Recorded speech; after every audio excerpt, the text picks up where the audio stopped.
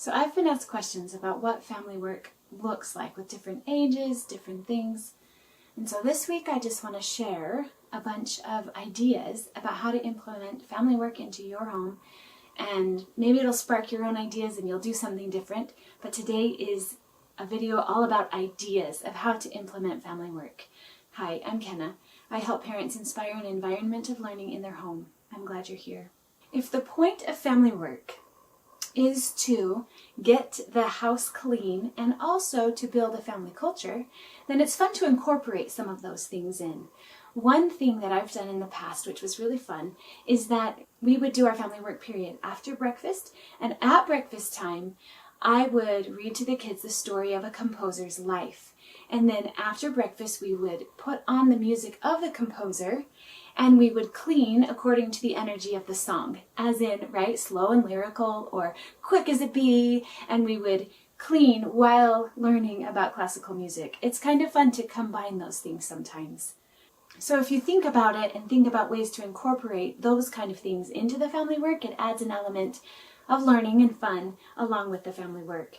But it's a dual purpose, right? Because the first is to get your house clean, right? That's probably the most important part about family work. The second is to build a family culture.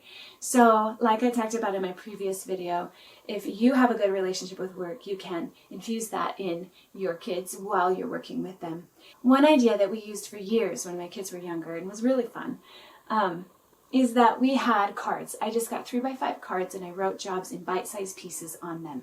For example, instead of saying, go pick up the toy room, right? It would say, go pick up the Lincoln Logs, or go pick up 10 toys in the toy room. Instead of saying, dust the house, it would say, dust the top of the piano, right? And so it broke it down into really bite-sized pieces, which were easier and less overwhelming for younger helpers. And in the cards, we had some fun ones, like most of them were cleaning jobs, either picking up or cleaning jobs. But occasionally there were some that said, go do a somersault or go hug your mom. So they would love to get those and they would complete a job and hurry back to see what their next card would be. Because of those few surprises in there, it had an element of whimsy, right, and fun in it. But the bite-size jobs, I think, is important to like I said, decrease overwhelm on the jobs, especially for young helpers. So anything you can do to make it feel doable, like it's within their realm, will help your young helpers, because sometimes just going to clean your room feels like a very overwhelming thing. But if you were told to go pull up your sheets and then pull up your blanket to make your bed, that might seem a little bit easier.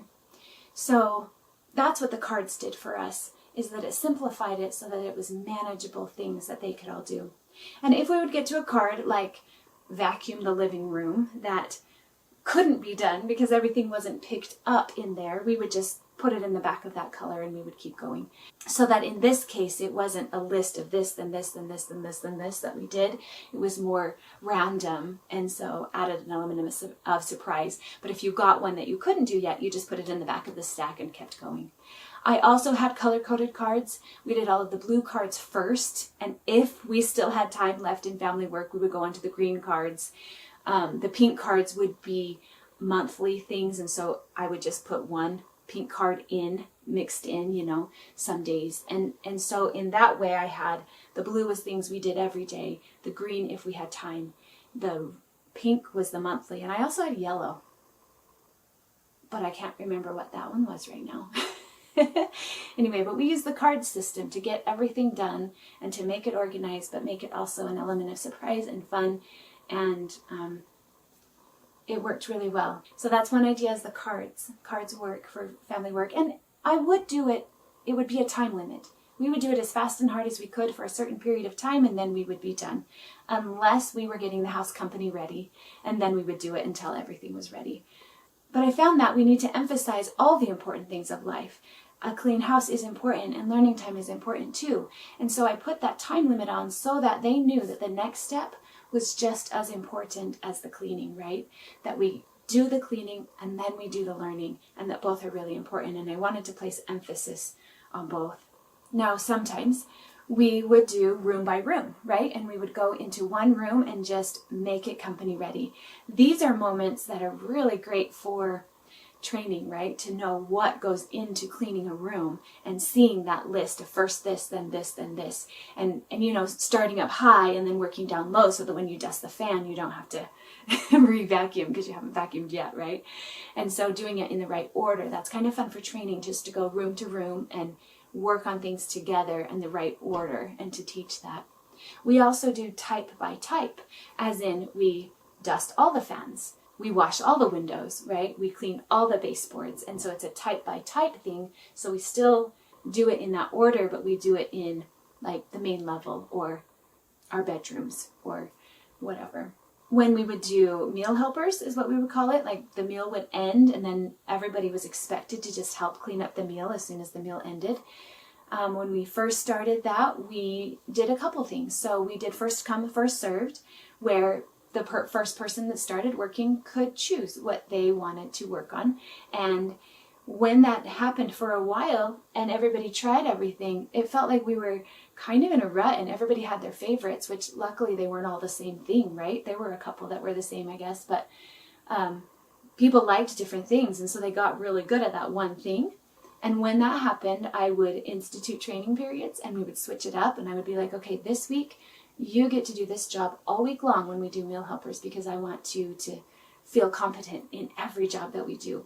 And so we would do a training period where they would do that same job every day in the effort to know every piece that goes into the meal helpers and not just the one that they enjoyed the most or that they chose the most or that was left for them the most. So that's one idea, is a first come, first served model where with meal helpers, they know what is expected and they can just choose. I also make lists, especially as my kids are older and we retired the cards. I would just make lists of all the things that need to be done and they could look over it and pick what they wanted to do first, and then eventually the whole list had to be done. And then if I noticed, right, that they would pick the same things every time and I felt like there might be some pieces missing in their knowledge, then we would do the training periods, the ones where they would do a certain part of that job, a certain part of the main level pickup, and they would do that every day for a week until they felt like they were competent at it. And of course, going back to the video that I shared a couple weeks ago, there will be training involved. If they haven't been trained with me, then that would occur during that training period. We also do things like a 15-minute pickup where you just know that the timer is done in 15 minutes. It's a short amount of time and we just hurry and pick up as many things as we can. Or maybe it will be a challenge, like it's the top of things. Let's get the top of things completely cleared. Mark is at go. And our goal is to just get the tops of things cleared off because sometimes those are forgotten in our house. I don't know if that's the same in your house, but sometimes the tops of things, you just get used to what's there and I don't see them anymore. Maybe that's just me. I don't know. But sometimes we'll do a top of things challenge where we'll just say, get everything on the top of things, go and use your mom eyes, use your eyes like you hadn't seen it before and see what really belongs there. We also do zones where they will get trained on a certain zone and then they will rotate zones. So during family work, we will have the zones of, for example, making breakfast, cleaning the main level bathroom, cleaning the living room, and cleaning the entry area, right?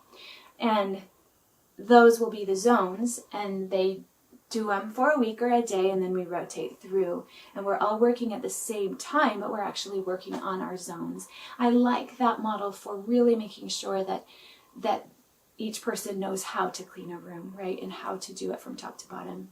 And all of them work for different times, and all of them can work at the same time, right? I mean, the same period of life, but whatever is needful for your family at that time, that's what you would do, depending on if it's just to get them motivated to work, or if it's to get them to know the job well, or if it's to get them to get into habit of just working naturally after dinner, then maybe the model will be different. And the times for family work, of course, are up to you and your family. We've done right when we get up, we do right after breakfast, we've done an hour before dad gets home from work, we've done while I make dinner, I mentioned that one last week, right before bedtime, a 15-minute pickup, whatever works for your family and how often it's needed will of course be completely dependent on you and your needs and your desires for your home. So I hope that gets your wheels turning on ideas of how to incorporate family work in a way that promotes togetherness and building relationships and building a family culture while getting your house clean. Thanks for watching. Here's to you for creating an intentional home culture in your home. You've got this.